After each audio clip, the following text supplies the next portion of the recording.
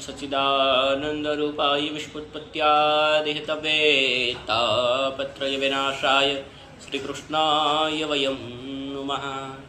આવો વાલા શ્રીમદ ભાગવત એટલે દિવ્ય ભાગવત, અને એ શ્રીમદ ભાગવતનું જ્યારે આપણે સ્પાન કરવા માટે બેઠા છીએ ત્યારે ભાગવત એક એવો ગ્રંથ છે કે જે ગર્જના કરે કે હે જીવ તું મારી પાસે આવી જા, એકમ ભાગવતમ શાસ્ત્રમ મુક્તિદાને ન ગતતી। એક એવું ભાગવત છે કે જે મુક્તિને લેવા માટે, મુક્તિને દેવા માટે એક સાધન છે ભાગવત। એ ભાગવતીમાં શ્લોક છે કિમ્બ્રુતે બહુવિ શાસ્ત્રે પુરાણે ચ પ્રભાવહે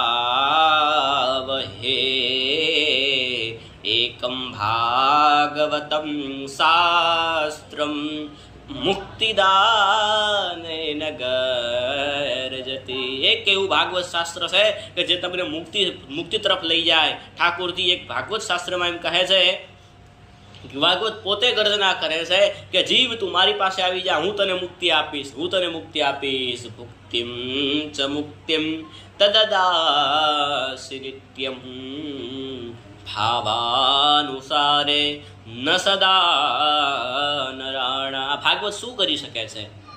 આ ભાગવતથી પાપી જેવો પાપી માણસને પણ મુક્તિ મળી જાય, અજામિલ જેવો અજામિલ થઈ જાય, ધુંધુકારી જેવો ધુંધુકારી તરી જાય। વાલા આ ભાગવત બહુ દિવ્ય છે અને જે સ્વયં પ્રકાશિત છે।